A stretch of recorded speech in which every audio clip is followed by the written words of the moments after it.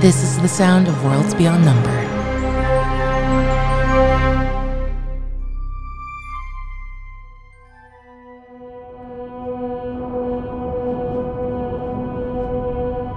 A forest of flame, writhing in inferno. Trees and leaves and branches made of rippling iridescent fire, purple, green, silver. This forest of flames stands in the penumbra of the world of Umora, itself a reflection of, but not truly, the world of spirits. This reflection exists through magic artifice. In some way, you are still within the burning sand created by those wizards of the Citadel, and yet that magic leads to so much more. Their conjurations, their movements through space take their shortcuts through the spirit, through these reflections, channels, byways created, through what Sufi's mother called the greater binding, her theory that all magic came from the interplay of spirit and the real. Standing here in this fiery reflection of the great forests of your birth, you feel the familiarity of home while knowing that you look simply at an echo of it. Ahead of you, you can smell or hear honey, goat pens, and a chicken's roost. You hear the babbling of a brook, the swaying of familiar trees that you knew in childhood. You hear them as though played on the instrument of fire. Burning reflections of other places within Umora. You reach out, feeling with certainty, Ursulon, that Ame is already safely home. That all of the other mortal wizards that were flung in here, you have safely cut from the spell work of their own hands that would trap them and returned them to the Citadel.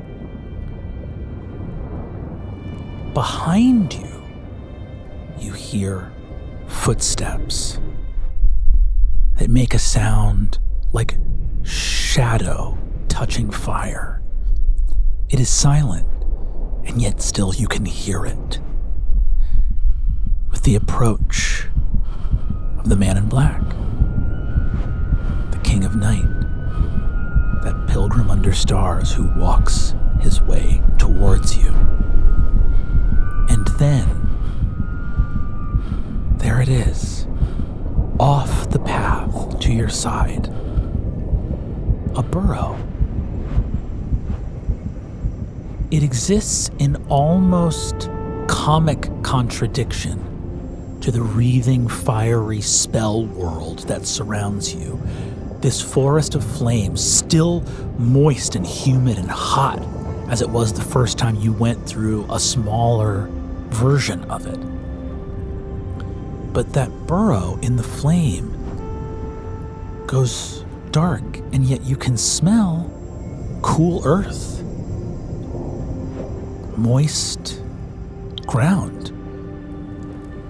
And looking at it, it looks so real, like a hole that a little woodland creature would dig at the base of a tree to make a home for itself. And yet, to look so real and humble in a forest of iridescent fire is almost to tell a joke. But then, some spirits are very funny. That burrow, to you, with these exceptional rolls of insight, your wisdom saving throw, this enormous exertion of attunement to your breath. You've cast the fire back with your shield to give yourself space to breathe, and the sword of Naram now rests in your right hand. The burrow is a spell. Within this spell, some great art has concealed a piece of magic within this greater working of magic, perhaps where no one would ever think to look for it. I asked you, what do you want to do? And in this moment, does Ursulon know?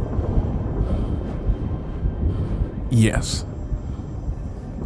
Ursulon breathes deeply and feels his breath replace the sound of his heart beating as he feels it extend from his chest to his fingertips and feels his size and his mass again. I think having spent so much time in the Citadel, most, if not all of his time was in his glamour. And I think feels himself take up space again. And I think with eyes toward the whole, just kind of making sense of it, but remembering the words of the man behind him, he's going to say, "Brother, I know you have many names. Which would you have me address you by?" Brother, it is good to hear you. What would you call me? Of the appellations which I have, behold me. What do I seem like to you? Still facing forward. The man in black was my favorite. That is me, brother. You are a child of the Great Bear, long way shadowed here in Umora. Yes. A tragic fate. The hands of humans can be ever cruel. You are not wrong. But many of them are kind. Kind and cruel alike. So goes the world of spirits and the world of mortals. Yes. Something tells me, though, brother, that you have become aware in time of where the hands of the cruel and kind most often alight. In tall towers do the wicked do their work. Their desire for control over that which they don't understand seems to have no end. Would you walk with me for a spell? Brother, mayhaps another time we will walk together, for I feel my time here is short. I'm almost by your side. I've heard, in 1 year's time, since the day of Grandmother Wren's passing, you will return to the cottage. Do you know and walk within the trust of that young witch of the world's heart? I do. She is under my protection. And well protected she is. My fear that I share with you here at the edge of spirit and real is that the time will soon be upon her where her kindness is used to cut her throat. When I arrived at her home, a wizard already stood within. That tower is the handle of a knife plunged deep into the heart of this world. a heart that which is responsible for. Kind faces and friendly names obscure a truth of murder to the world of spirits. They are coming. They are coming for you and me and for us all. I will do my best to heed your warning, brother. In this moment of choosing, remember always this. Though I wished for you to walk beside me, your choice is your own. Go where you will, but if you wait a second longer, I will be by your side. Ursulon is going to look to Grandmother Wren's cottage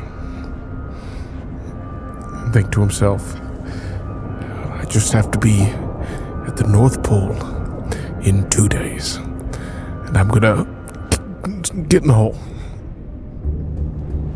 You dive off the path and swear you come within an inch of feeling the brush of a long traveler's cloak as boots step right behind you. But the hole is wider than it first appears and descends more shallowly and with more space and comfort than it first seemed. You dig and pull and scratch until the wild feeling of play and strength comes back to you, and you are running through the tunnel. The heat of fire is behind you, Ursulon. You can smell a forest. There is hope. And suddenly, the burrow opens, and you fall.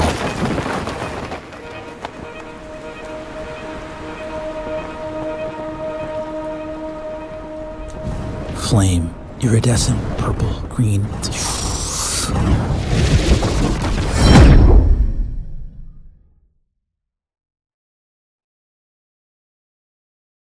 Ame, for the first time, you watch the sun rising over the cottage and do not hear the crowing of a rooster. I look down. I feel myself. Is this real? Is it real this time? You are standing in a little patch of the yard, a little less grassful than the rest.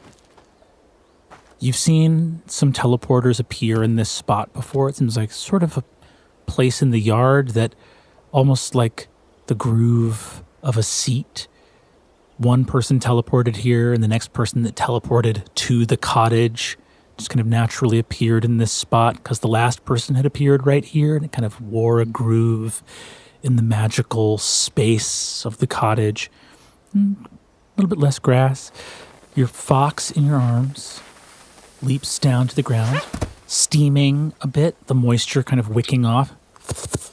So there's a little sort of a singed smell. Fox goes, How you feeling, Fox? woo! Wow. Yeah. Thank you. You did it. Oh, God. It is eerie strip of orange in the eastern sky. It was broad daylight in the Citadel, but that's partway across the globe. Here in Akam, the sun is just rising. You see the image of the cottage. It's cool, dew everywhere, hanging on the grass. Bees are not buzzing yet. Chickens and goats are still asleep. It is the quietest time of day. The fox pads around, sniffing at the ground. You okay, boss? Physically, yeah, it seems so. I take stock of myself and of my surroundings. Your equipment is here. You have the ceramic platform given to you by the wizard Sly. In your pocket, a little jewel hopper. Seconds tick by.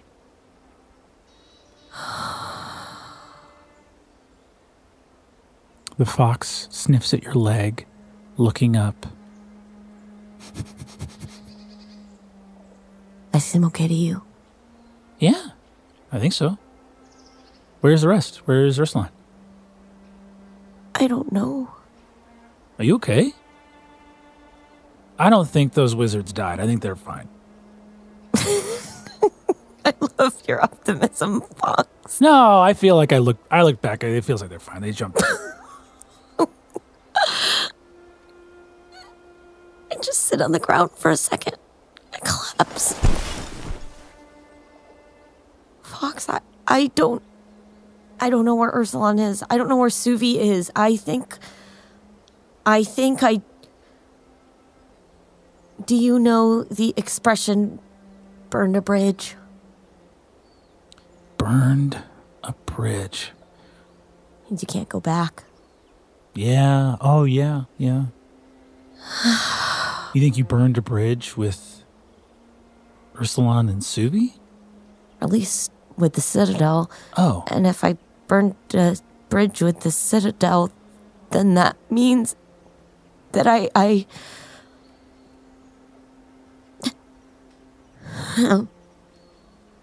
Okay, let's go inside. You open the door, and you see the fox walks into the cottage. It's dark in here. It smells so familiar. It's your home. There's the carpet where Ursulon slept indoors for the very first time. Where Suvi cast her very first spell to protect him on the night that he was trapped forever in the mortal world. There's the door that Grandmother Wren walked through, that she'll never walk through again. In my mind, I keep calling it Grandma Wren's cottage. But it's not. It's mine.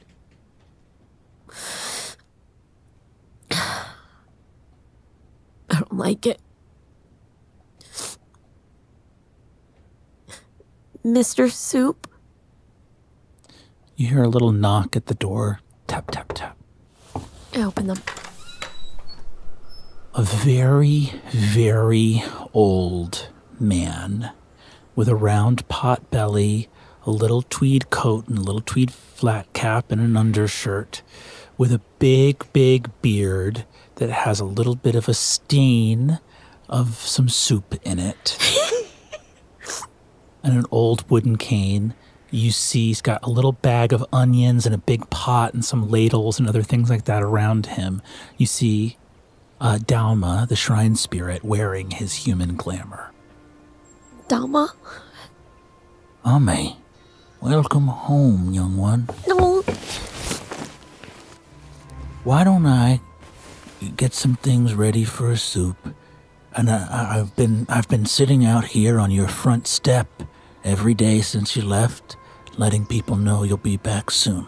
Oh, thank you so much. I'd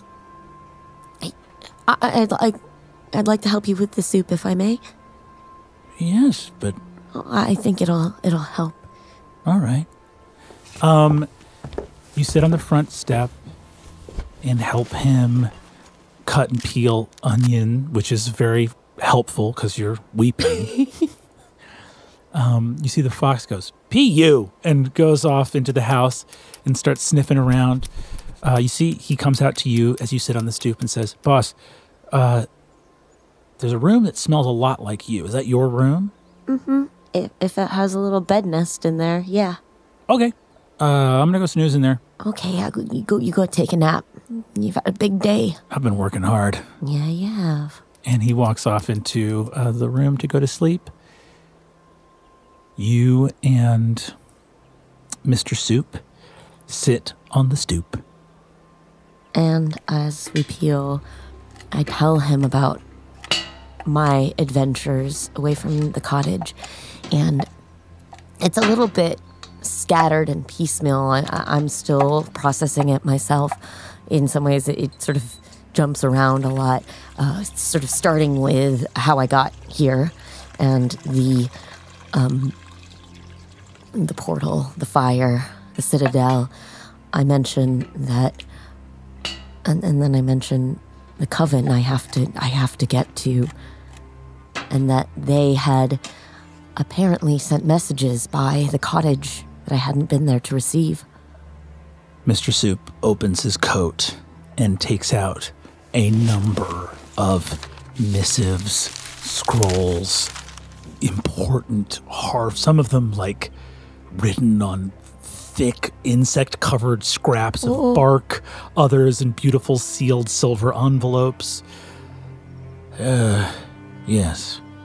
The Coven of Elders has reached out. I told them the nature of your absence, and you should know, Ame, this is far from the messiest transition.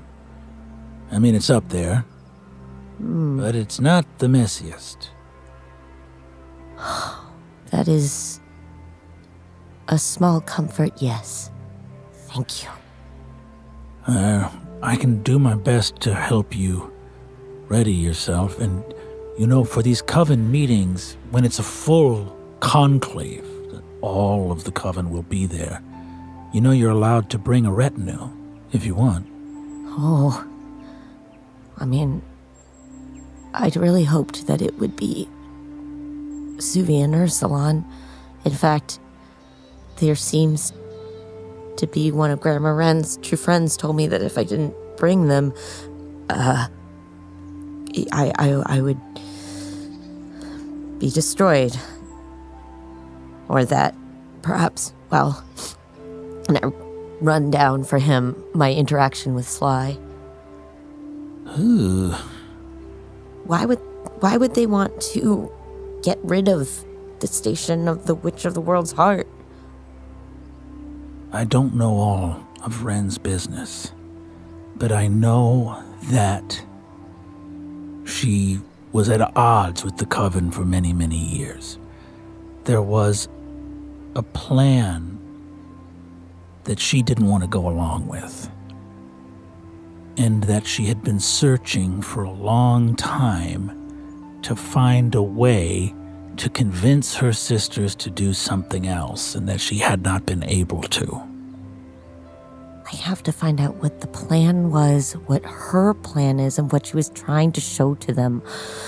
And I have less than 2 days to do it. Give me an insight check.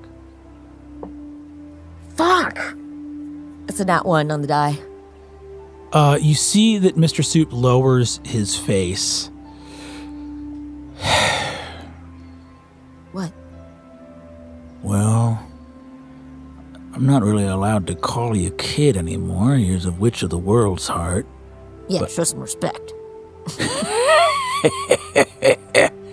Sir. If Grandma Wren had a plan, she would have shared it with you. She wouldn't have kept her plan hidden. I don't like to speak ill of Grandma Wren, but I think she was coming up with nothing but straws. Yeah. Okay. Well then, okay. New list. I have to figure out what their plan is and figure out how to oppose them and find a thing that I don't know what is, or if Grandma Wren knew what was, to convince them. Oh, the carrots are ready. You see Mr. Soup gets the soup up and ready. As you guys get the day's chores started, you see the sun rises over the cottage. You hear birdsong. It's early summer. Crickets, songbirds, babbling brook. as you think about how you can get ready in the short time that you have. You probably have a day and a half now. You see, walking up into the courtyard is Lohan the baker. Older now. Oh, hey there, friend. Is the Witch of Toma home? You see, Mr. Soup looks over to you. Hi, Lohan. Oh, Ame, you're back. Oh, the village will be so happy to hear it. I thought I'd come by and try you again this week.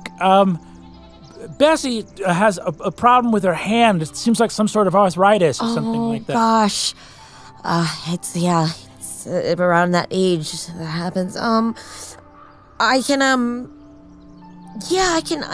just actually have a something for that a little bit.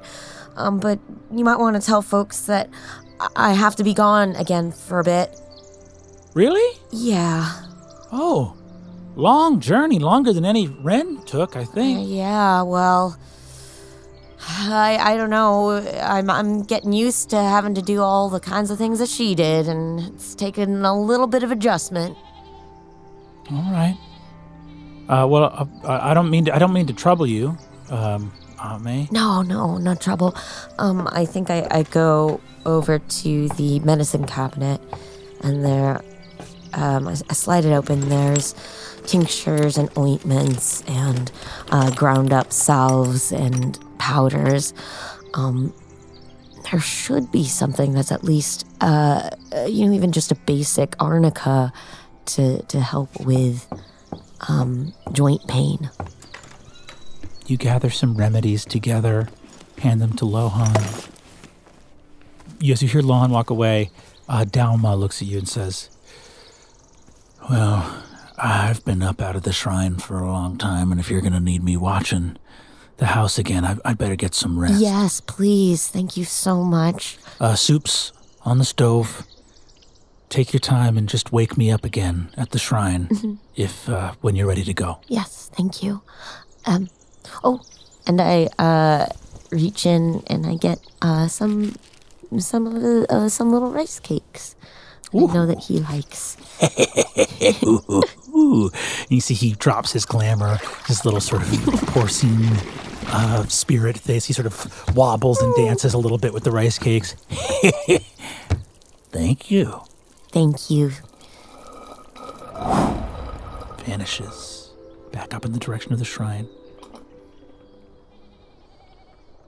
Soft bubbling of soup. House settling. Wind and crickets and songbirds and the little snoozes of a fox. And you are in this house. It's mine. It's mine now. But now I look at it with the eyes of someone who remembers. I remember everything that Grandma Wren told me in this house. All of the secrets that she kept weren't secrets at all. They were things that she brought me up with.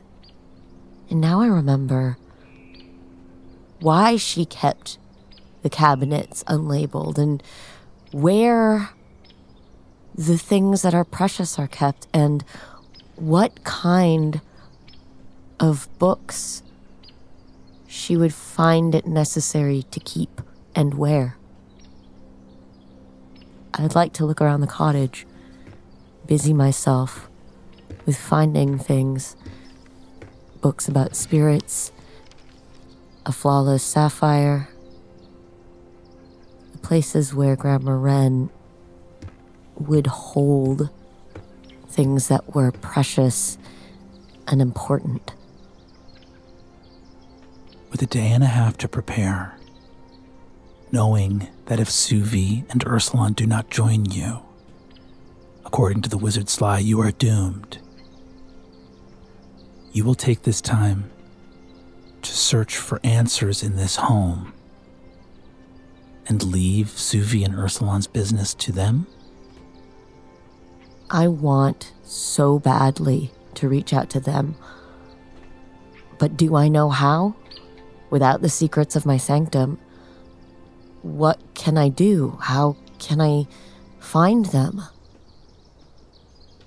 Realizing that reaching out to your friends is beyond your gifts, you go upstairs, open the cabinets, the drawers and armoires, shelves and wardrobes that have long been off limits to you, to find what armaments of secret knowledge and hidden lore might help the newly stationed witch of the world's heart. There is one more place, too, that I especially think of. Rug, up. Fast-flowing water as the rug folds at your command, and the trapdoor opens. Light, dappled like running water, touches your face.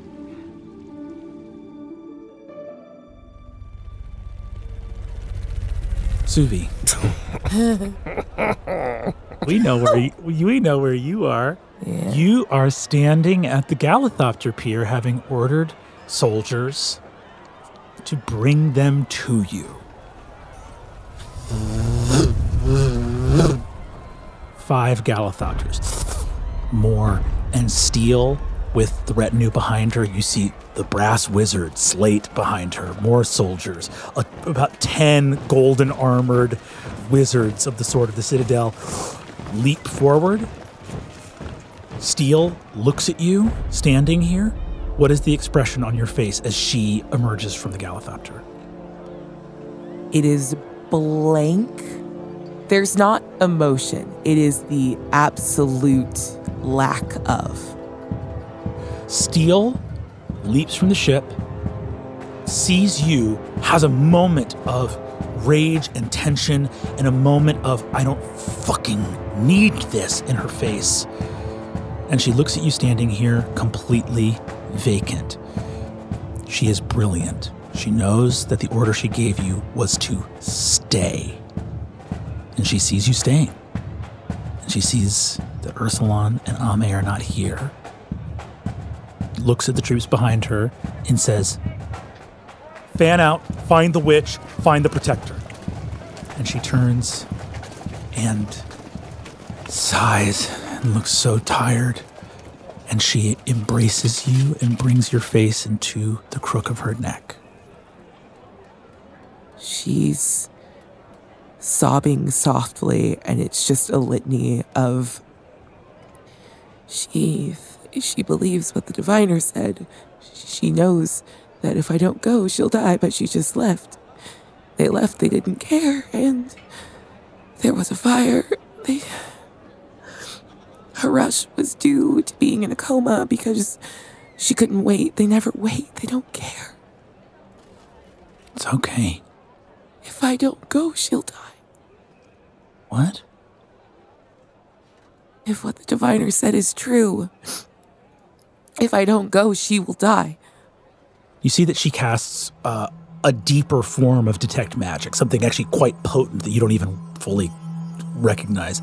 She looks at you and goes, "Did you grab her?" I tried. I just wanted her to wait for a second. I wanted... She touches your arm.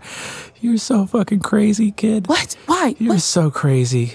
I should have been more specific in my orders. You see that she just touches your head and gives you a kiss on the cheek and says, "I gave you the order to stay. Thanks for following orders, kid. You're a good wizard." Okay. Hey. You did everything you thought was right. I want you to know I'm not even that angry at Ame right now. You're gonna be madder. There was a big inferno for a second. I saw it. Yeah. The whole Citadel saw it. Yeah. Timing bad, and lots of Imperial people here. Timing bad. Would have loved the fiasco to wait, 36 hours. Right? But bottom line, Ame got bad intel. I just have come from Kabani. Ame is acting in a way that makes sense if you're really scared. Ame just woke up from a month-long coma and is really scared. And if I was not totally preoccupied with a million other things, I would have had the time and space to try to calm her down. This is not on you. This is on me. I had a witch in the Citadel and we couldn't make her comfortable because everything's fucking sliding off the deck of the ship. I don't necessarily agree, but it feels better that it's not my fault. So I'm going to let you take this one. Thank you very much. She looks at you and goes, okay, fire's put out. No sign of Ursulon. And in fact, you see that she stops. She's getting sendings from elsewhere in Zhao. No casualties. Ursulon was seen going into, and he's made. That's all right. Well, now I've got to figure out how to tell the truth and lie at the same time to everybody about why your protector was a spirit and he was not doing what spirits do for a while. Okay. This is all right. You know, that's that's the whole joy of wizardry is as soon as you get good at solving a problem, they give you a new one. So this is what we asked for, and life's not bad. Actually, life's good. This is what I sound like. Let's get in the Galithopter and head home. Come on. Oh, hold on. You said the intel was bad. Who did you talk to? I talked to Scholar. I talked to the Wizard Scholar. She was very clear. Look, let's go. How are you physically right now? Did you get hurt? No. Okay. Do you want to go back to your tower or do you want to go to mine? Yours, please.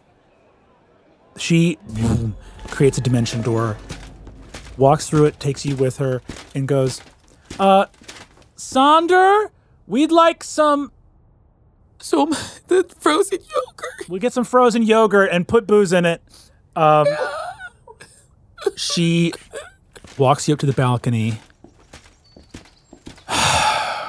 Okay.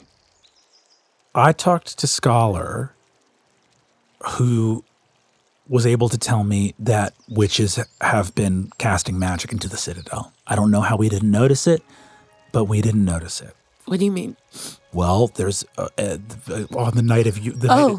No, I do know what you mean. What? The night of the name cloak, we were on Gavriel, and 2 ice fairies from Indri, the witch of something with W's that I'm very sorry I don't remember. That's Suvi, not Aabria. Okay, got it. Yeah. That I do not remember because they all had W's. Sent Ame missives about having to pick a time and a place for this conclave. So that did happen. I forgot. And I forgot it was a bigger deal. Okay. Becoming a little bit mad again? No, okay. I understand. Okay. It was a big bad day. We just all have to always be saying what we know. Now, in all fairness, I would not have had time because shortly thereafter, no, you're right. You were deployed. I was deployed. That's correct. I need to give you a way to always be in touch with me. So I'm going to figure out how to do that. Yeah. Less shatterable. Thank you. Okay. Spirit. That's no. Spirits are wild, and apparently we just rock up on them all the time. She looks at you and says, "Speak to me of this conclave. What is the nature of Ame's coven?" Ame is the witch of the world's heart, and makes her the 5th member of the coven of elders. She is the one tasked with the connection between people, though the rest of their domains speak to nature and the self. Her station could be lost, as well as her life. The diviner that you spoke to in Kabani, who tried to warn her that she was dead in days? What happens to them if I tell you their name? I trust you with my life. Please tell me the truth.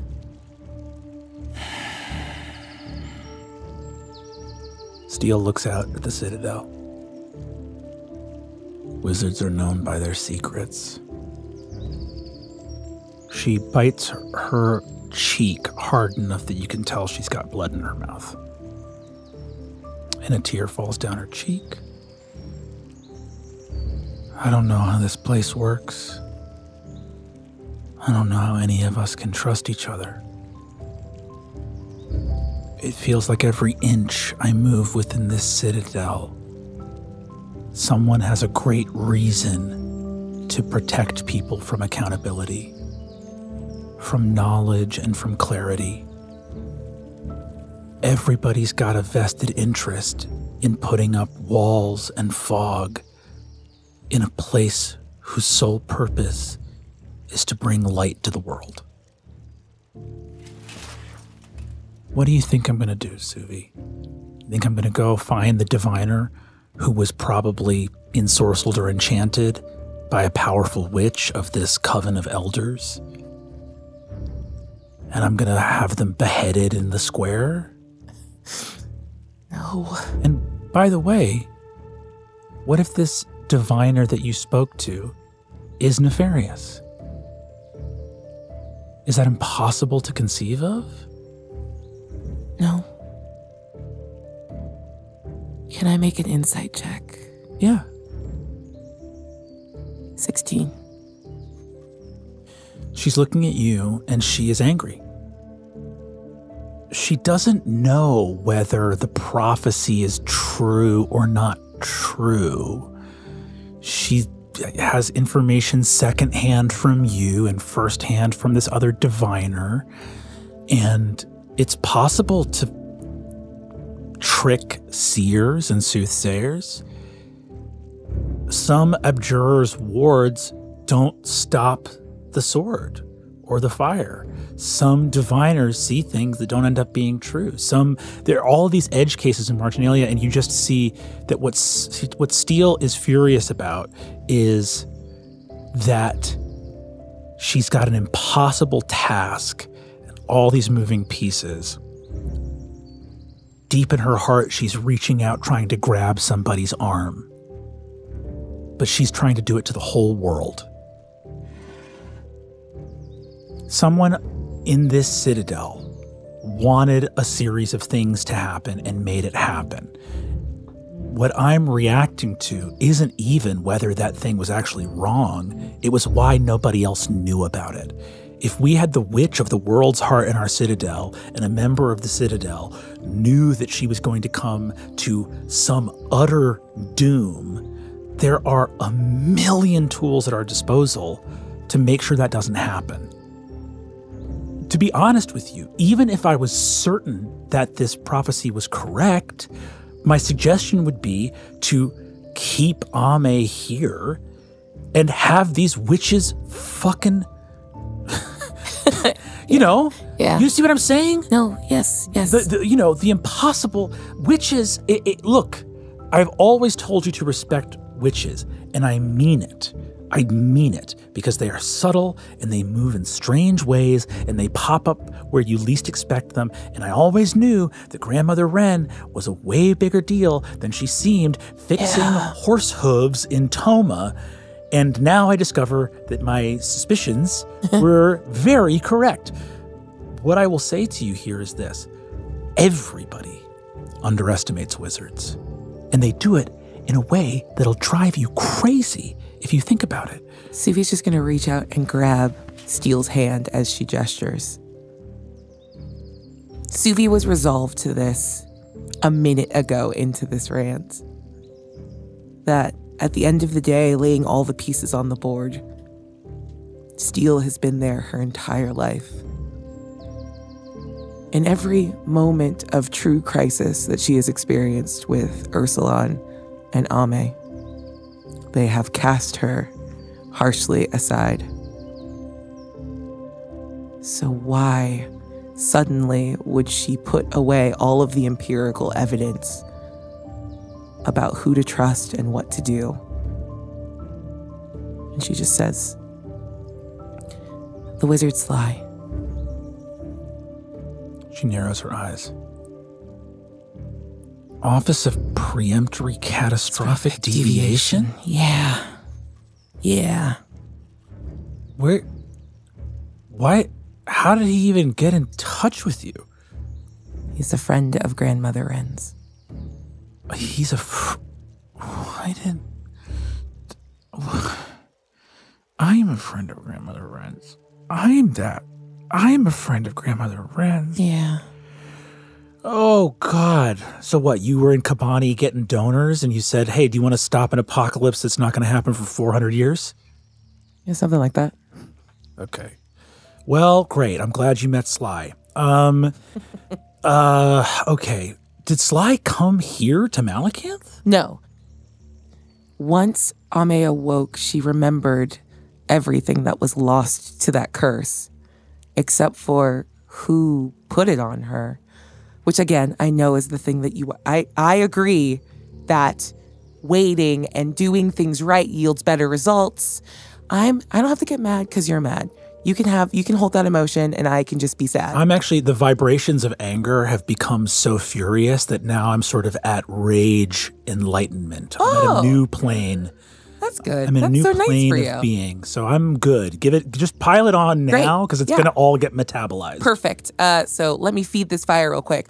Ame woke up with all of her memories intact. She knows who Grandmother Wren's allies are in the Citadel, and we made the rounds to visit them. Well, she made the rounds to visit them, and I got to go to this one. Suvi has decided in this moment to lie a little bit. Mm-hmm. Made the rounds to visit them, and while meeting with Sly, we were made aware of her stakes and her timeline and what could happen if Ursulon and I were not with her. Okay. That makes sense. So waking up out of the coma was sort of a brand new Ame, one that had a lifetime of memories. Yes. She arrived, and I'm imagining the day that I was out at Fort Kieran, went around. You went to Sly first? No, the Kasov collection. Kasov collection? Yeah. Grandma Wren has a friend at the Kasov collection? Yes. Who's even, in one of the paintings? Pomeroy. You don't say. Well, that little freak. Yeah, friend would be generous. I don't think Wren would call Pomeroy a friend. He's so gross and scary. Yeah. He wants to be here. He's into this. Yeah, I know. We allow. Why did you? He seems like a liar. That wasn't my call. Yeah. There's the conjurers take care of themselves. Ugh. He's bad. But good to know. Now, wait, Pomeroy's an actual friend of Grandmother Wren? I don't know if friend's the word, but someone Ame needed to know in the Citadel. Existed in the Citadel. I wonder why there was a connection between Pomeroy and Grandma Wren. She's a witch, spirit, but why would there be a connection there? That's so strange. All right. Well, good to know. Yeah. After Pomeroy, where next? Sly. How did you get to Kabani from Zhao? The fire. Yeah. Okay. I didn't, because there's no... Never mind. Give me an insight check. Yeah, what the fuck was that? 12. Yeah, you see there's a weird skip in what she's talking about. Hold on, what's that? What's You what? did that? You moved past the thing? What happened? What's going on with the fires?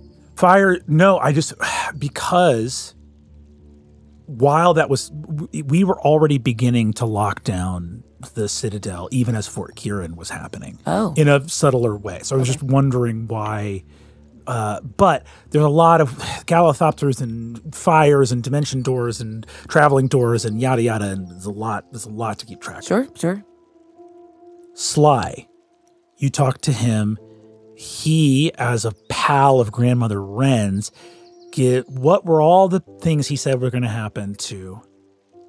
The big one was conclave's going to happen with or without Ame in 3 days' time. If she's not there to defend herself, her office will be destroyed and her along with it. If I'm not there, she won't survive it, and they won't let me go. Don't know what that means. And in a year, if Ursulon didn't have a shield, both Ame and I would die. So then we went next to my friend Hana to try to find a shield. And that's the end of that very bad day. And this was all this was yesterday. Yeah. Yep. Okay. All right.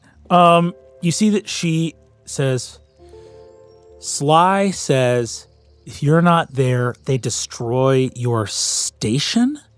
Yes. Does that mean they destroy Ame as well? Yes. Okay. And where is this conclave happening? The North Pole. Witches are so fucking whimsical. I don't think there's anything whimsical about freezing to death. How the hell's Ame going to get there? Okay, calm down. We're in the middle of a fucking desert we made. Yeah, but we're great at everything. I don't know how these... Yeah. Did Ame talk about getting, cold weather gear? That's probably why she wanted to go home. All right. I don't know. Witches do crazy witch shit, and now she's a full-ass witch. But do you know if she has a means of actually getting to this? So was her intention to go back to Toma and then go to this conclave at the North Pole? That's why she was desperate to get to Toma. She needed time. Okay, that makes sense. She needed time prior to when the conclave was happening. So if she went to Silbury, then she... Can you get me to Silbury? Sorry, I know this is not the question you wanted at the end of this conversation. I don't think I can get you to Silbury. Truthfully. I wasn't bullshitting. It's incredibly dangerous to do that kind of teleportation right now. But it's what? We got 2 days, a day and a half? Right, but what if she has to go leave early to get... I don't know how she's going to get there. The exact wording of this prophecy.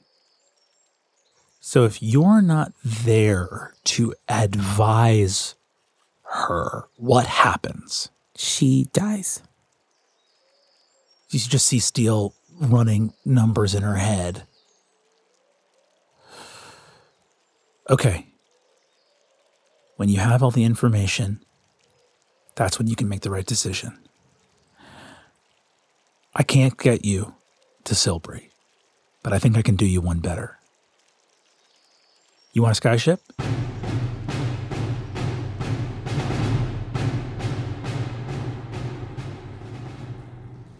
Old stone steps carved into the bedrock of the hillside itself. Dappled light from water below. One of the earliest memories Ame has of coming to Grandmother Wren's house was of waking up in her little nest in the middle of the night, looking under the door and seeing the ripple of watery light across the ceiling the first time Grandmother Wren told the rug to fold itself up, open the trap door, and walk within, down to the river flowing under the house. Deep well of magic. Ame, you descend the steps. Wooden beams, humble, nailed together, the same style as the rafters and beams of the house above, holding up the stone and earth. And at the final stone step, you see the little lapping of the stream. To duck your head down, you can see just a little of the water hear the light of some bioluminescent moss underneath the water, casting light on the small cavern. So small, this underground river. There is no massive cavern waiting for you here. It is a private space, a small, nestled nook of the welcoming earth, and the water rushing underneath.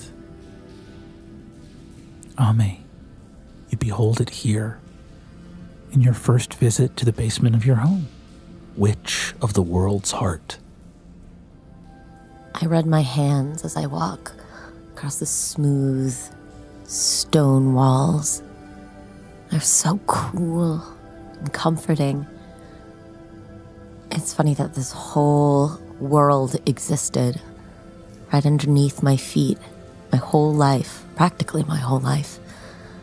This is my first time here. I call out, "Hello?"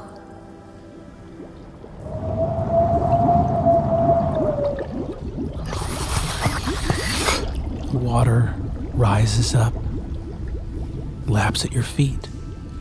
Cool, but it does not send a chill through your body as it soaks into and around your feet. You hear voices. They don't speak to you in words.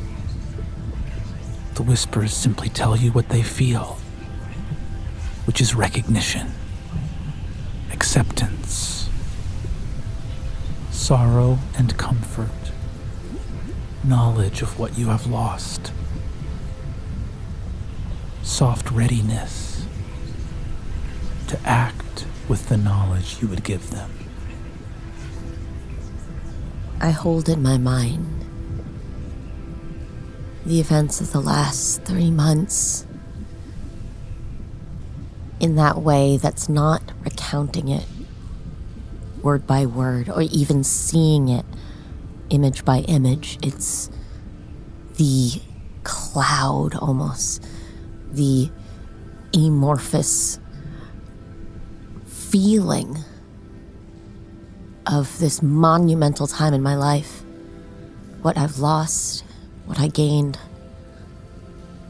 what I threw away. I ask for guidance, and I ask for permission to take up what Grandmother Wren had left for me. Please.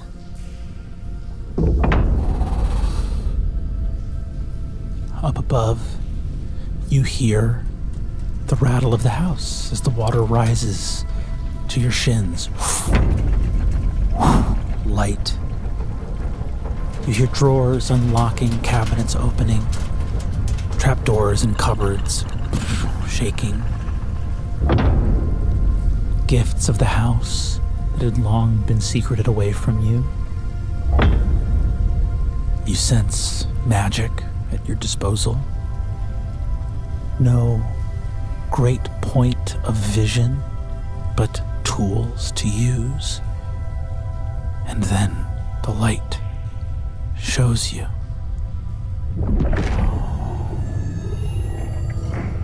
A mask, bone white. Rin. The world has burned before.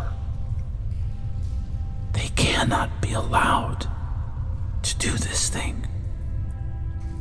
If we do not act now, we will miss our chance.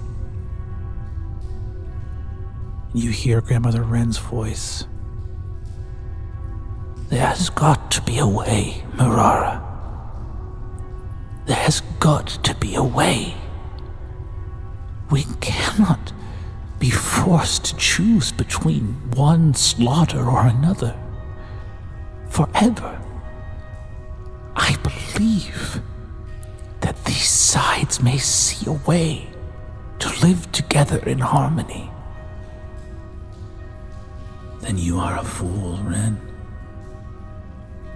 I would sooner wager to see mountains bow and oceans bend their knee, then see the will of wizards debase themselves.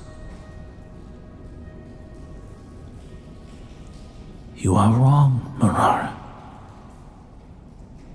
The times have grown dark, the hour late. But there is nothing I have seen in the world of mortals or of spirits that shows me that there is a path that is wrong to tread. Merely those who tread paths hurtfully, with cruel intention. There is nothing innate to the search for wizardry. There is nothing with... What can it even mean to say that there is an abomination against the natural order of the world? If it exists, then within nature's order it must... I've heard enough, Ren. Walk in the halls I have walked. See the things I have seen. And tell me that the poison of wizards does not spread so quickly as to choke the life from this world. The hour grows late. What salvation are you hoping to find? I am hoping to find two hands turned away from weapons of war, of conquest and control, reaching to hold in and of themselves the other. Hands cannot hold forever, Ren, and choices must be made. The light fades, and you see Ren in the water, her reflection of the time she came here, her brow wrinkled with fear. What was she afraid of? You hear the ticking of a clock. A tower surrounded by endless white sand, snow falling gently. A rift, shattered glass, an ending from beyond which there can be no return.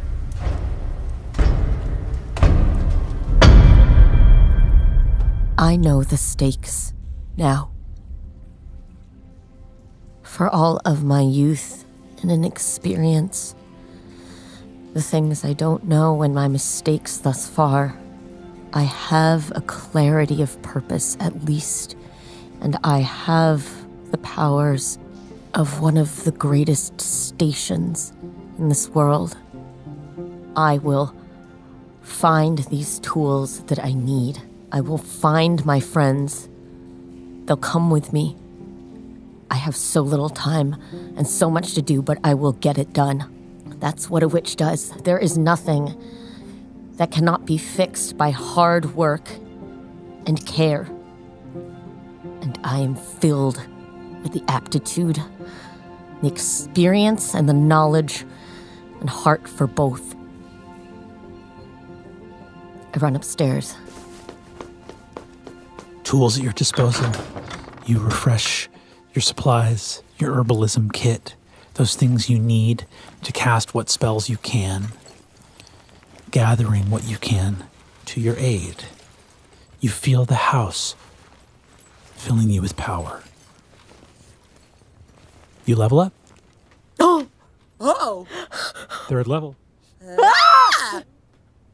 Night falls. The fox awakens, comes to help you, even just providing comfort on your lap. Ursulon never arrives. And neither does Suvi. You find, resting on a desk of Grandmother Wren's, is correspondence with the wizard's stone. A flawless sapphire. In the correspondence you see beloved words of kindness, between a wizard and a witch. Great workings of magic when things that the world has conspired to keep apart instead come together. You see talk of a flawless sapphire from a young man named Gult.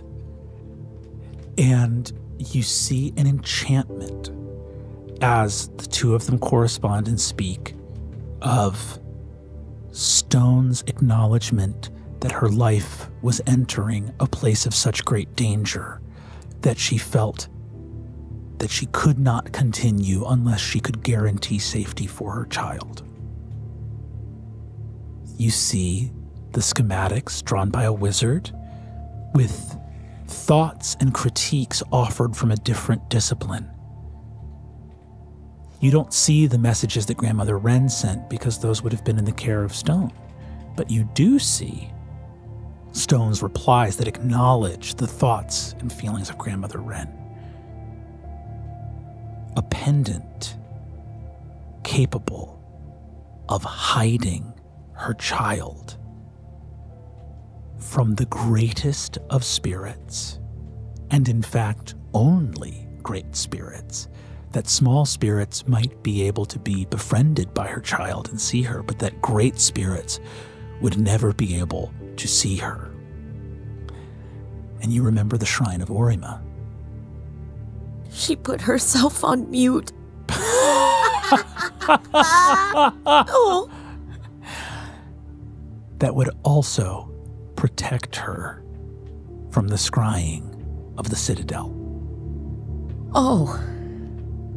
You see various and sundry talismans and tokens, and also laid out on your bed, describe for me the clothes that you will wear going to the far north of this world.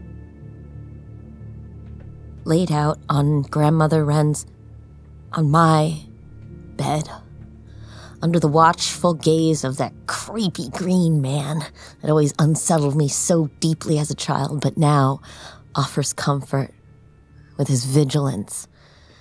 I find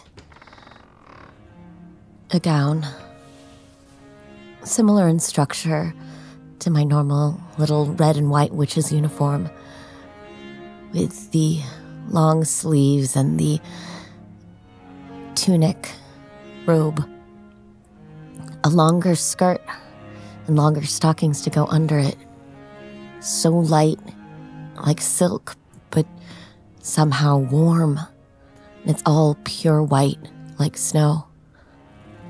I'll disappear in a snowy background in these, just in the way that ermine turn white when the season changes. I fold it over me, the panels of my cloak left over right. I put on the underskirt, the stockings. I tie the white belt around my waist, with all my pouches, now which have faded, devoid of color. It's almost a little too warm for this summer day here. You have the ermine on. The day is fading. The fox comes up to you. You hear a knock at the door. Hello? Sorry, Almay. It's just me. I came down from the shrine early. Oh, no. I was going to go up to see you. I go down and I open the door. Wearing his glamour again, you see Dalma. Dalma, is there anyone else that you can help enlist the aid of? Any friends, other spirits, people from the village? Folks from the village got problems enough on their own without having a witch around. I'll be all right looking after the house. Maybe you'll get a chance to come back and wake up some of the other spirits around. I mean, Wren just didn't need that much help. She had you. Oh, yes, that's true. I can do that, can't I? Well, Ms. Ame, I think you can do pretty much anything you set your mind to, just with enough care and hard work. Do I know, off the top of my head, how long and how much effort it would take to awaken some local spirits? I don't know. Give me a nature roll. 17. I think the wilder spirits farther afield, I don't know if you would know how to go wake them up, but you feel like, well, you're the witch of the world's heart. You hear bees buzzing in the hives nearby, and there's some goats out in the pen. I close my eyes. I think they don't have to be great spirits. They don't have to be guardians. But everything here, and as I saw in the Citadel, even things not of nature have a spirit. And I ask them if they could help. I don't know if I'm going to be coming back, or if there will be another Witch of Toma or of the council.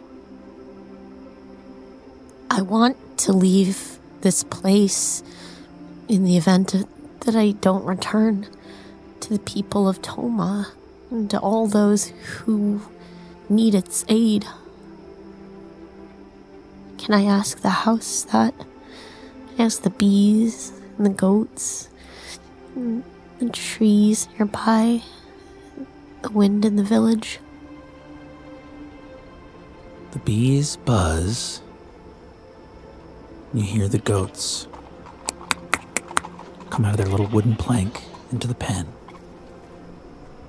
Out in the garden, little scarecrow swings in the wind.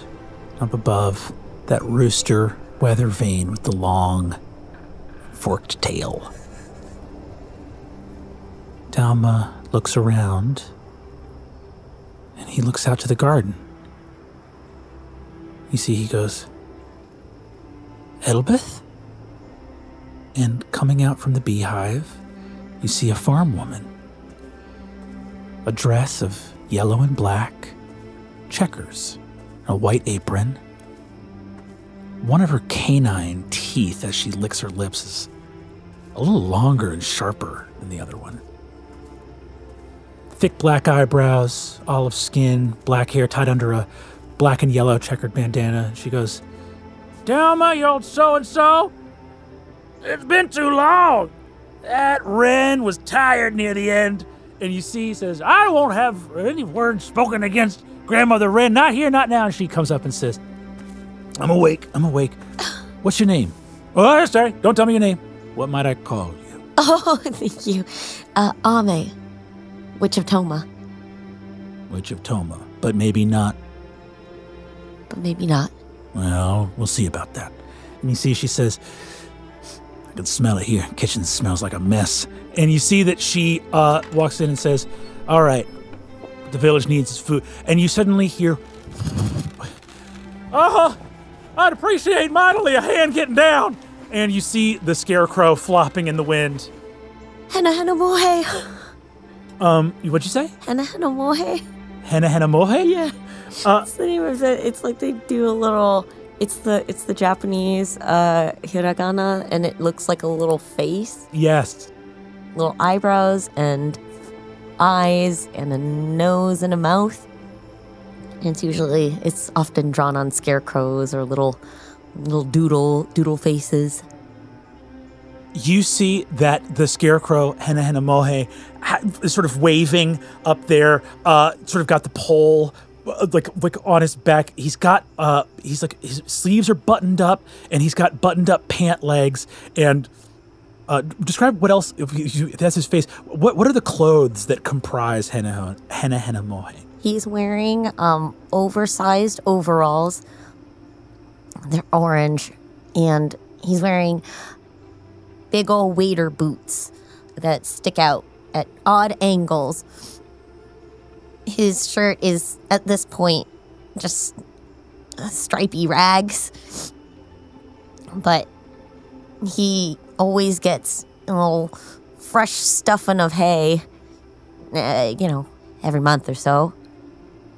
And it's summer, so he's at his plumpest. Dalma says, Moe! And goes over and gets him down. You see, he pulls the little pole that he's off the ground and shoulders it. And you see, he looks around and says, Oh, pleasure and an honor. Oh, I can't believe it. I've been looking after you since you were little. And coughs up some, what looks like a rock or something that's in his head. Some hay. It's a pleasure. You see, he does this big floppy bow. I used to talk to you a lot. I didn't know that you'd be able to talk back. Did you hear everything? What did you hear? He says, nothing I repeated to nobody. I see it as I can't talk unless you wake me up. Okay, well, see that it stays that way. I've appreciated the company. The crows aren't always so kind. You see the Elbeth says, well, Moe, why don't you do what you do best and go make sure that no demons come in? And you see he says, you got it, and walks off. You see this sort of ancient, a goat goes and knocks the pen door open, and as the goat steps out, it stands up and is a burly old man who you see, he's got a little button nose, two big eyes that are made even bigger with the spectacles on his nose. He's got two horns on his head and a wisp of a beard with no mustache. And you see he's carrying a little doctor's bag. He walks out with this little blue blazer. Where did he get a goat blazer? You see he walks out and says, Pleasure to meet you. I'm Dr. Yagi. Oh, it's an absolute honor, Doctor. Pleasure. My understanding is you attend to the people of Toma as a physician. Usually. Well, seeing as your absence may be marked for some time, I don't see any reason that I shouldn't help out. You see Henna Mohe, Elbeth, Dalma, and now Dr. Yagi all sort of appear as you've woken up the spirits of the yard. Thank you so much. The fox looks up at you and says, you know all these people? Well, I just met them today. Did you know these people? I'm an animal. You see, Dr. Yagi looks and says, well, I know you have your work cut out for you. We'll see after Toma while you're gone and try to keep the house in one piece until you get back. Oh, thank you so much. Oh, and I send a little message out to, I have a little scroll just through the usual ways, telling the people of Toma, about our new friends and to treat them as honored guests and trust in them as they would trust in me. Mm-hmm. You see Elbeth gets to work in the kitchen. Henna Mohe is sort of like looking out around the garden. You see he's helping Dr. Yagi carry a little picnic table out of a shed. Dalma sort of laughs, cutting potatoes on the stoop of the house. And you hear the buzzing of bees, chirping of crickets, as you and the fox go back inside.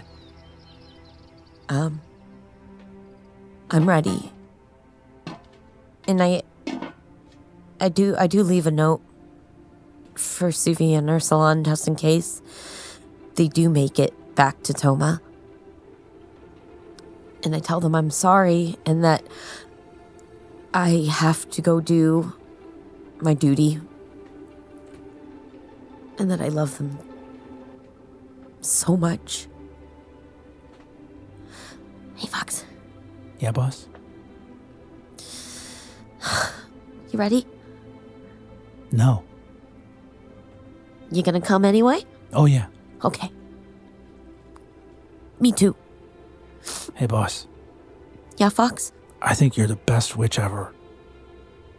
And I'm going to say that to every witch we meet. Right to their face.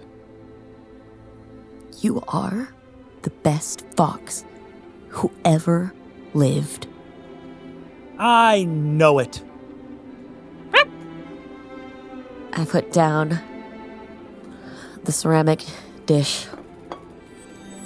Hits the floor of the cottage, you see a billy goat spirit, a stream spirit, a scarecrow spirit, and a bee spirit all in your kitchen, looking out and nodding as light pours out from under the rug. Thank you. I step on it, and I say, I am Ame, the Witch of the World's Heart, and I seek conclave with my sisters. Frost, light, mist, energy, runes appear. The spell work of the wizard's lie. The light covers you and the fox, and there's a flash of cold and white. All things occurring as they have been seen, with perhaps one or two tricks, just to keep the story interesting. Ursulon, you fall and land. Ooh.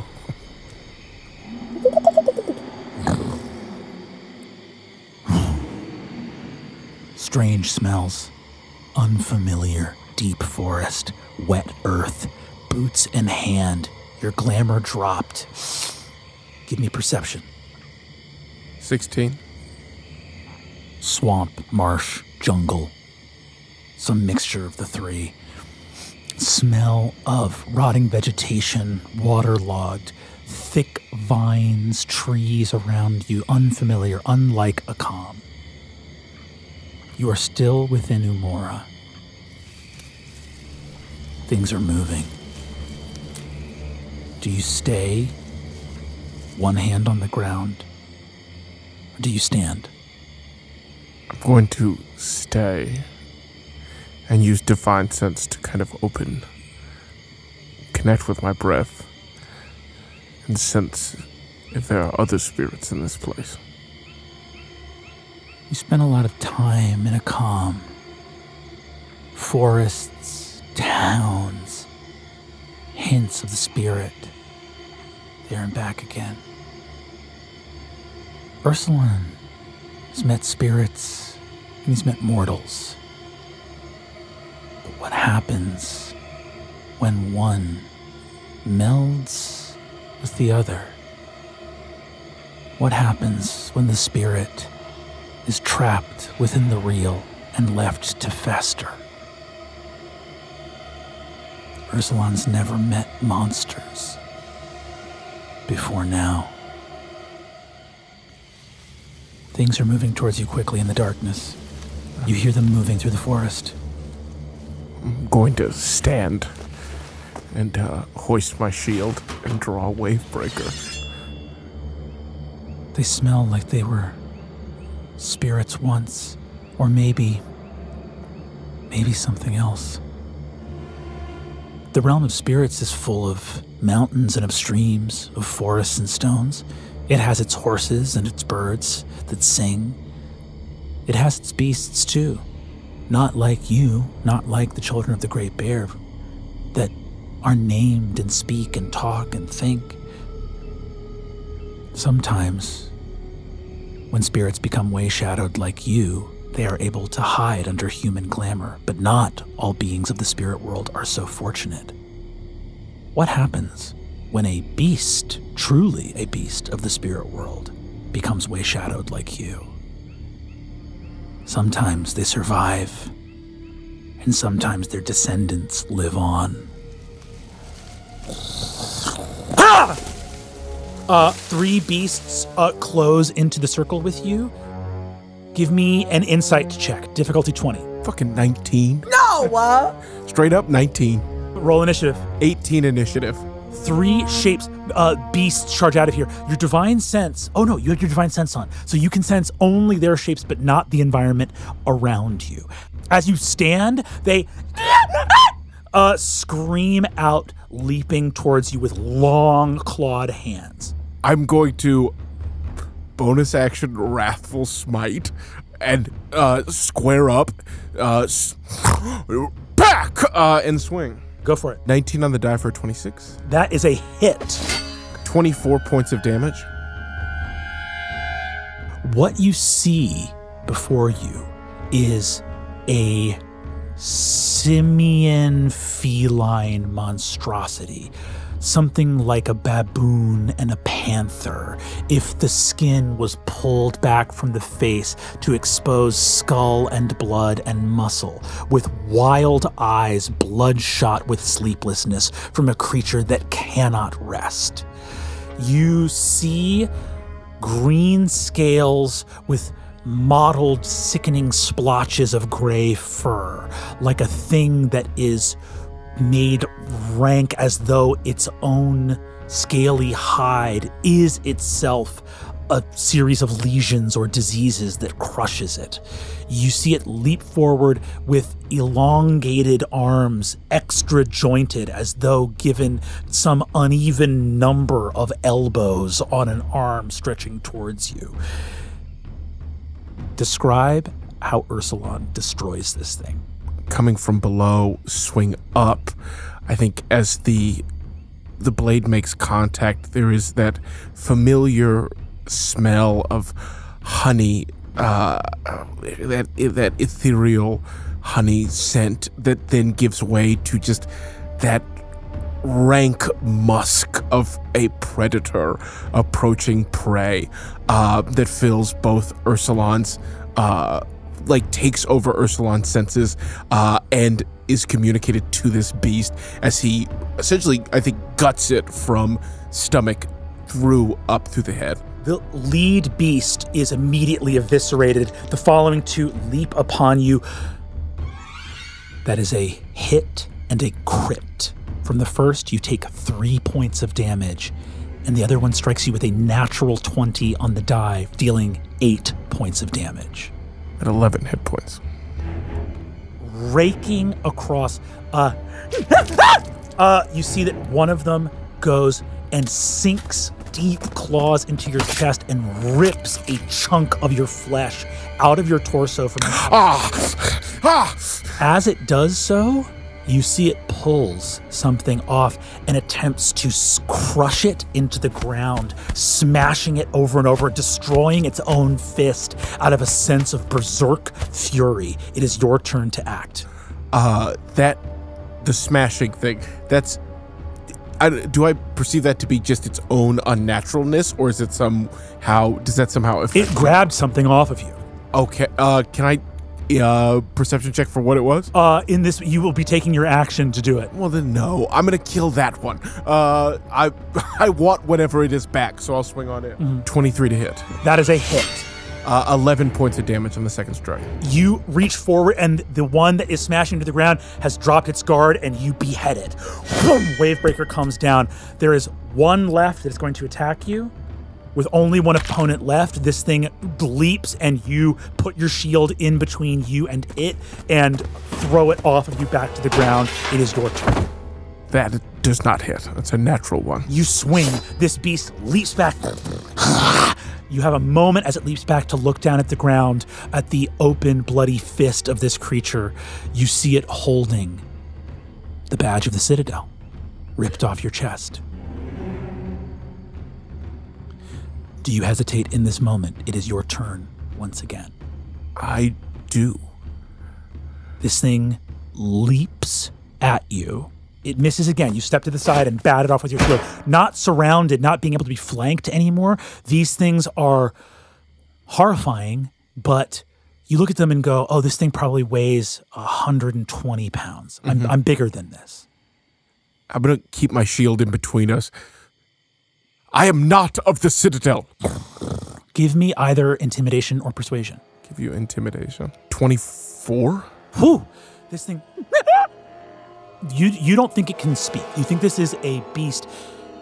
This is not like you meeting other people out in the world. This is like you've come across a yard with like attack dogs in it.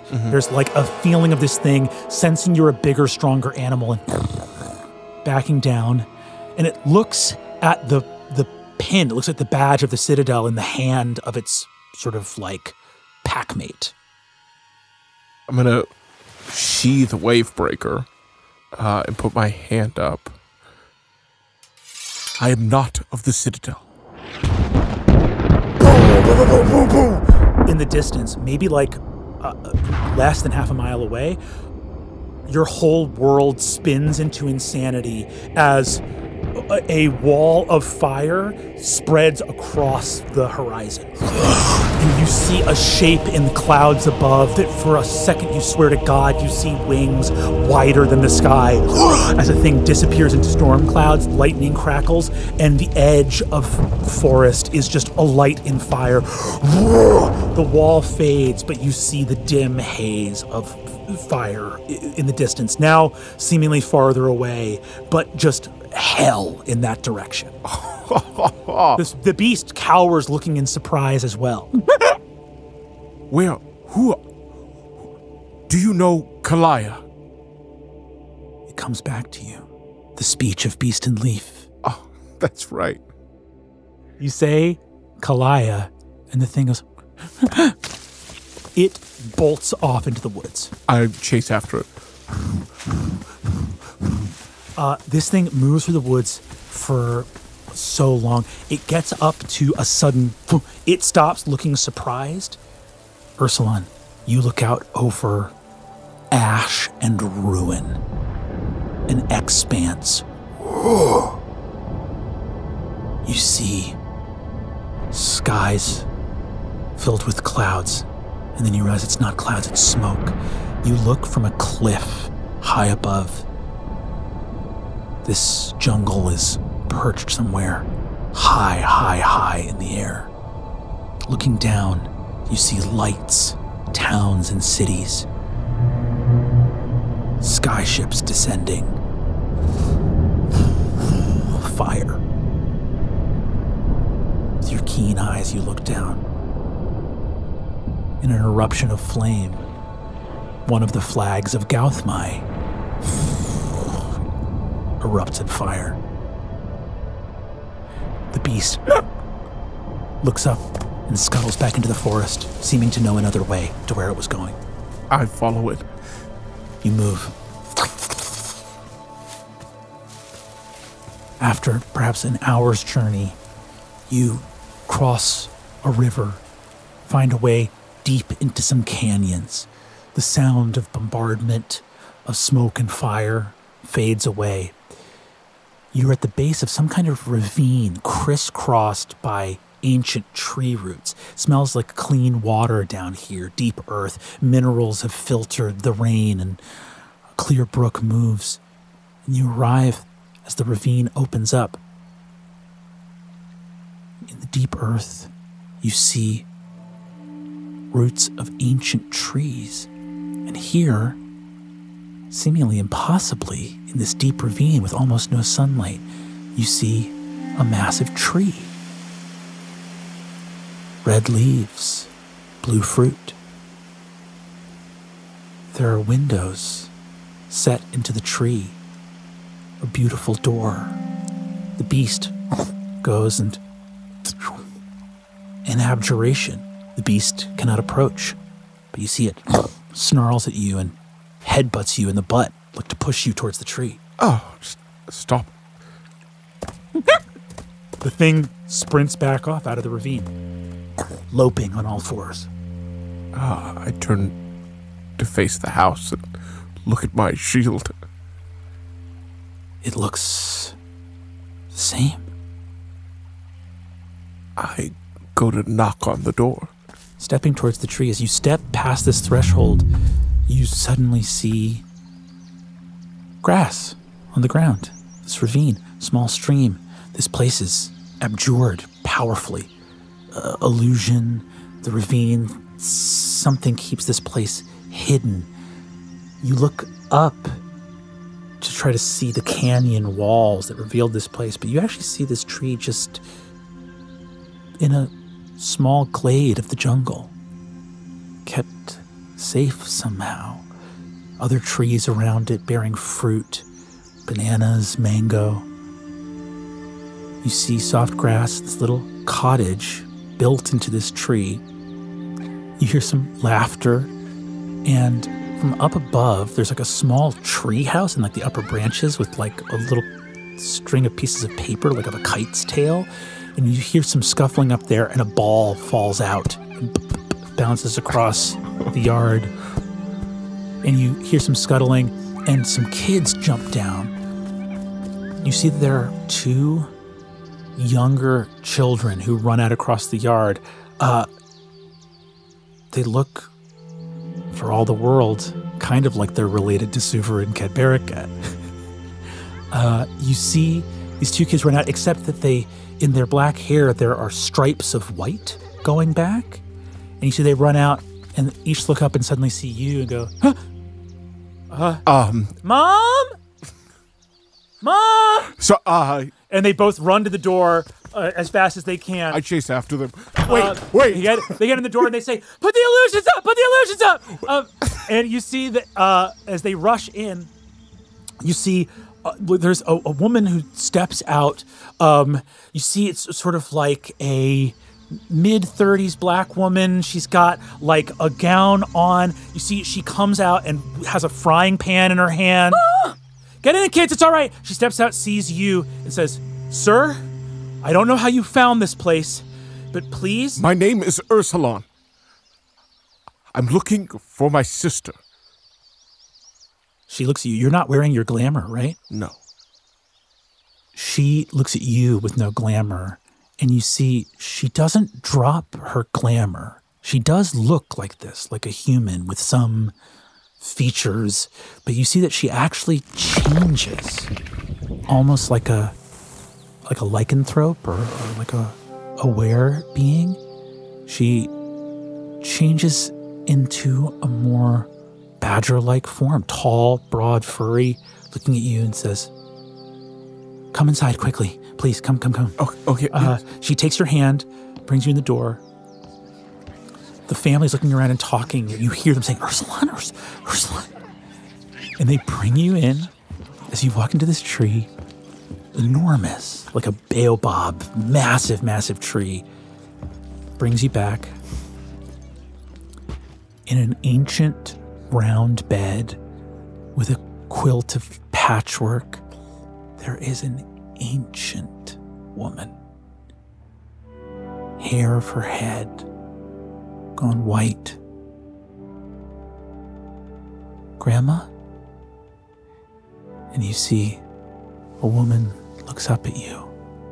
A little bit of rheumatism in her eyes. Ursulon.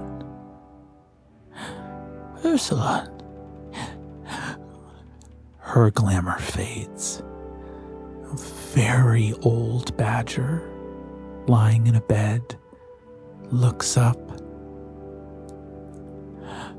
Is it really you? Yes, Goliath. I'm gonna drop my shield. Approach the bed. You're... Oh, it's the happiest day. You see that she holds a very feeble paw out to you.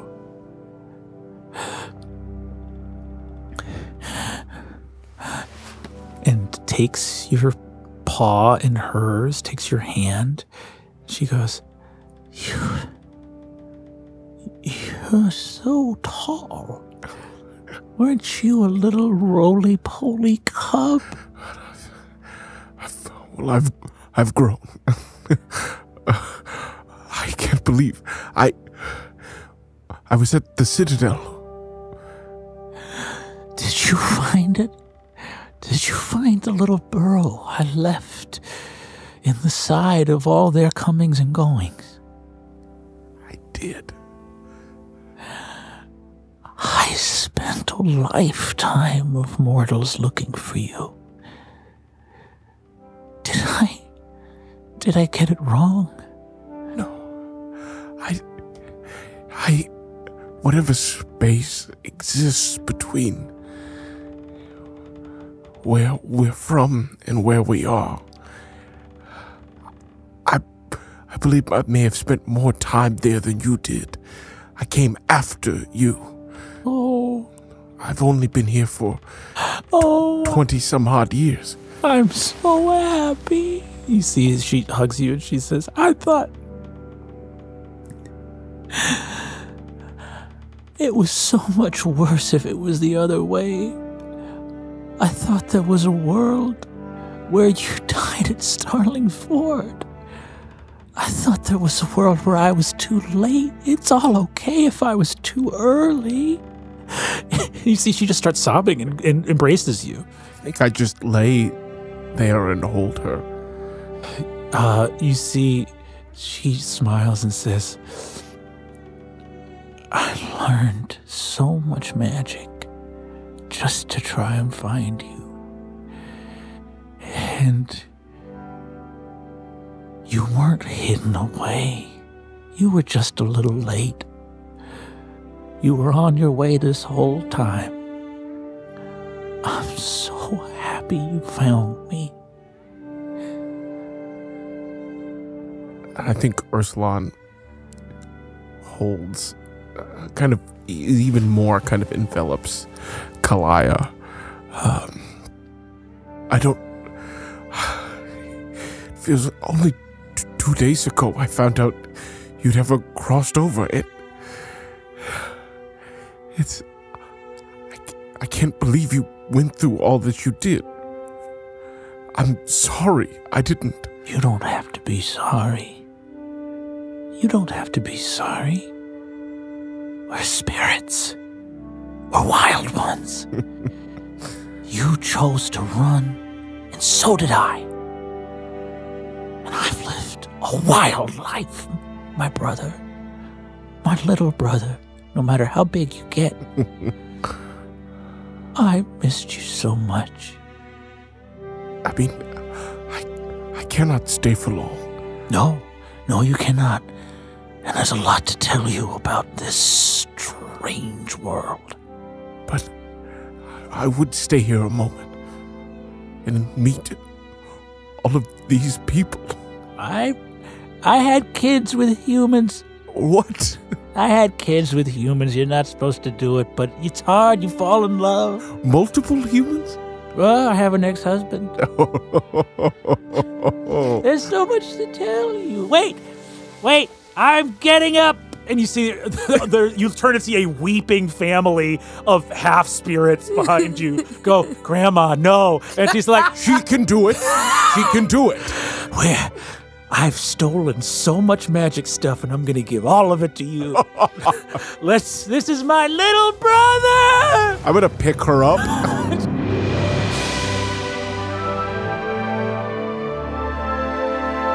She claps you, my little brother. He was on his way. I lived a life of mortals, and you were always on your way.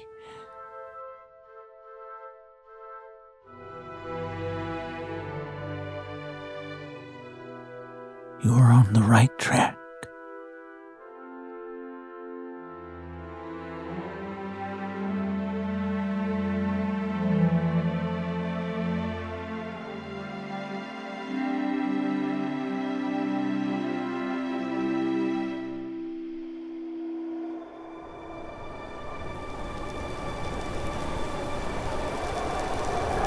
Blinding snow, whistling wind, harsh night illuminated from wild lamps. No ground, no sky, no mountains or plains to either side, just endless snow rushing past faster than the wind as we see the deck of the Meridian, its frost-white blimp and endless riggings and ropes. You see crew members hacking away at the ice forming on the ropes. A alchemical artificer's lamp blasting out in the blinding snow. The light barely helps as the snow blasts forth as this skyship races through the Arctic winds. And we see a figure tied to a mast so as not to go over in the sudden movements of the harsh winds move back to the helm. Crying out, the crew member of the Meridian calls back, "Mistress! We've just crossed the Boreatic parallel! We should be there in less than an hour's time. Wizard Sky will be putting down at once. And we see at the helm the Wizard Sky. Aabria, please describe your character as she is aboard her skyship hurtling towards the North Pole. Suverin Cadbaracat, the Wizard Sky, stands in a massive black coat lined on the inside with jet black fur. It is like midnight because the sky is not dark blue, it is black here. And at that note from her crew member, she stamps her staff glowing in the light and hectic world around her once on the deck of her ship, and I cast Mage Armor. And the light that reflects and refracts off of her, over her, if you watched the interplay of Aurora Borealis lights dancing across the invisible glass, you would know that that is Steel's armor. This is a wizard of the Citadel, and she is coming with all the strength of her home behind her. And she looks out and forward, and any bit of snow that touches her clothing or her face or her hair melts away immediately. I will not be touched by this world or any other without my permission again. Ship of the Empire approaches the top of the world. At the coming hour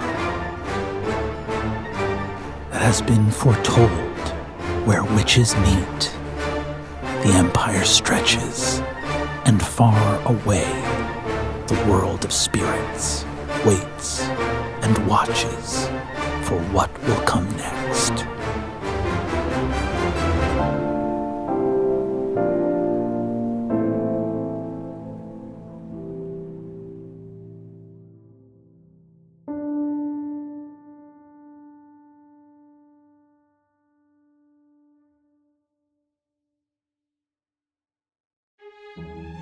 That was Lou Wilson as Ursulon, Erika Ishii as Ame, Aabria Iyengar as Suvi, and Brennan Lee Mulligan as everyone and everything else.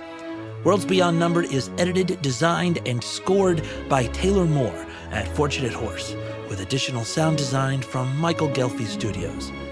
For even more like this, join us on our Patreon. We'll see you there.